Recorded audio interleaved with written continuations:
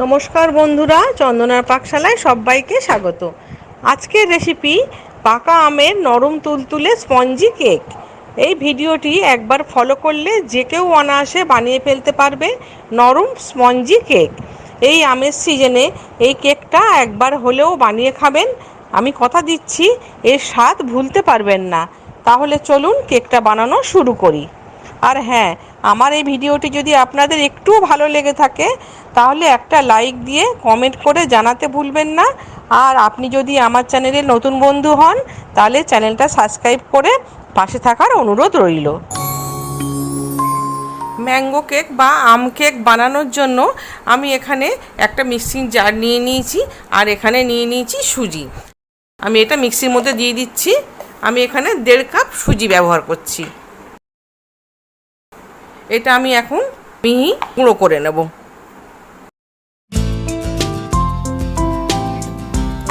সুজিটা আমি ভালো করে গুঁড়ো করে নিয়েছি।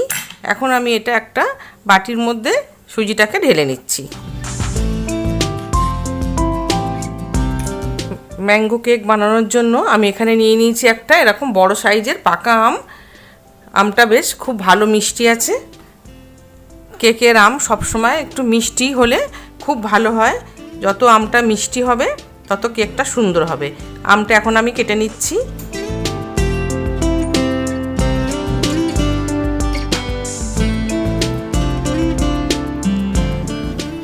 আমটা আমি এরকম ছোট ছোট টুকরো করে কেটে নিয়েছি, আর পুরো একটা গোটা আম এখানে আমি দিয়ে দিয়েছি। এবার আমি আমটা এই মিক্সার গ্রাইন্ডারের মধ্যে দিয়ে দিচ্ছি। আর এর মধ্যে দিয়ে দিচ্ছি আমি মেজারমেন্ট কাপের 1/2 কাপ চিনি। এই চিনি আর আমটা দিয়ে আমি এটা পেস্ট করে নিচ্ছি। আম আর চিনিটা দিয়ে আমি খুব ভালো করে পেস্ট করে নিয়েছি। এবার আমি এটা পুরোটাই সুজিটার মধ্যে মিশিয়ে দিচ্ছি। আমি সব কিছু ভালো করে একটু মিশিয়ে নিচ্ছি।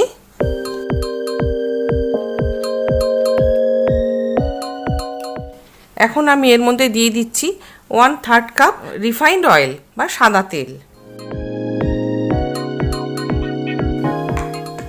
এই সব কিছু দিয়ে খুব ভালো করে মিশিয়ে নিতে হবে।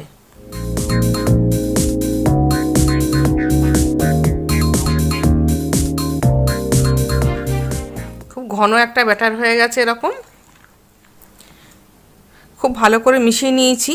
এখন আমি ব্যাটারটা 10 মিনিটের জন্য রেস্টে রেখে দেব।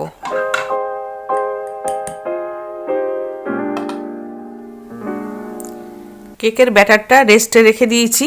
এদিকে আমি কেক মোল্ডটা রেডি করে নিচ্ছি। এখানে আমি কয়েক ফোঁটা তেল দিয়ে দিচ্ছি। তেলটা দিয়ে আমি খুব ভালো করে ব্রাশ দিয়ে চারিদিকে লাগিয়ে নিচ্ছি।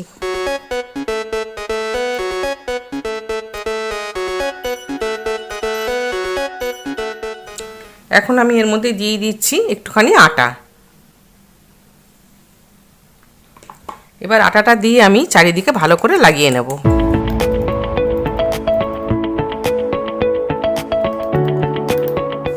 ভালো করে চারিদিকে লাগিয়ে নিয়েছি। এক্সট্রা আটাটা আমি ঝেড়ে নেব।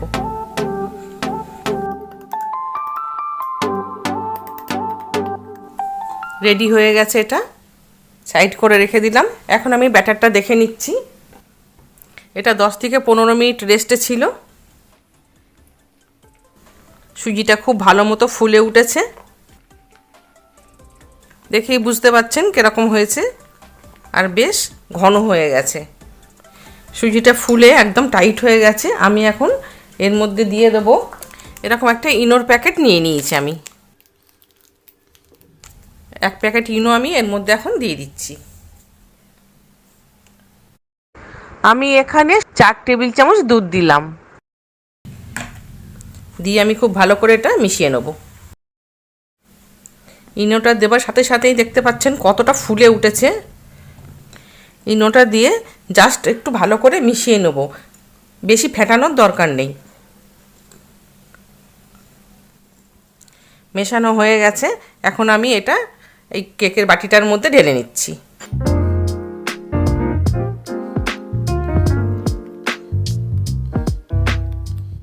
পুরোটা নিয়ে নিয়েছি। এখন আমি কেকের বাটিটা একটুখানি ট্যাপ করে নেব।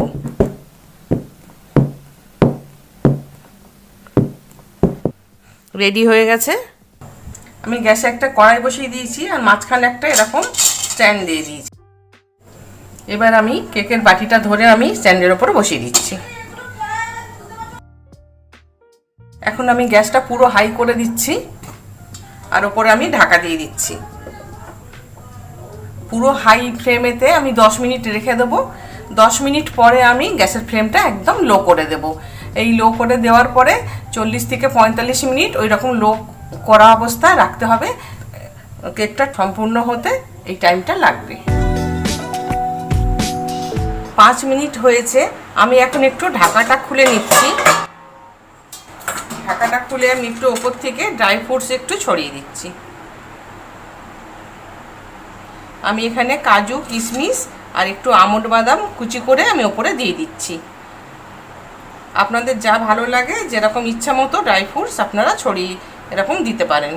আমার হাতের কাছে এইটুকু ছিল, আমি সেই জন্য আমি এইগুলোই দিচ্ছি। আমি আবারও এটা ঢাকা দিয়ে দিচ্ছি। 5 মিনিট হয়েছে, আরও 40 মিনিট আরও হবে। এর মধ্যে আমি কিন্তু খুলবো না। 40 মিনিট হয়ে গেছে পুরো। এখন আমি ঢাকাটা খুলে একটু চেক করে নিচ্ছি।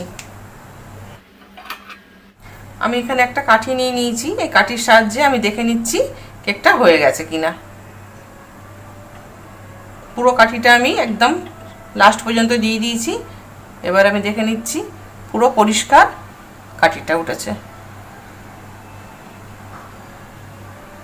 কিচ্ছু নেই, একদম পরিষ্কার। তার মানে কেকটা খুব ভালো মতো হয়ে গেছে।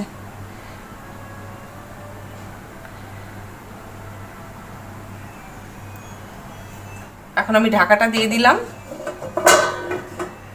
দিয়ে আমি গ্যাসটা অফ করে দিচ্ছি। কেকটা কিছুক্ষণ এইভাবে থাকবে। গ্যাসটা অফ করার পরে তারপর একটু ঠান্ডা হলে আমি কেকটা বের করে নেব। কেকটা ঠান্ডা করে নিয়েছি। এখন আমি কেকটা ডিমোল্ড করে দেখাচ্ছি। আমি একটুখানি ছুরি দিয়ে চার সাইডগুলো একটুখানি ছাড়িয়ে দেব।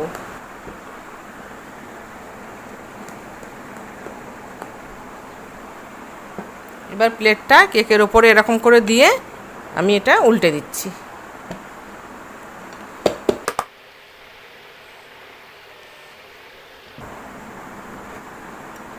এবার আমি কেকটা একটু সোজা করে দেব।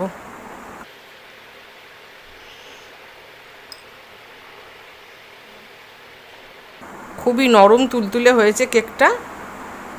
এখন আমি কেকটা কেটে দেখাচ্ছি। এই রেসিপিটা ভালো লাগলে একটা লাইক দিয়ে জানাবেন। আর আপনি যদি আমার চ্যানেলে নতুন হন তাহলে সাবস্ক্রাইব করে রাখুন নতুন নতুন রান্নার ভিডিও দেখার জন্য।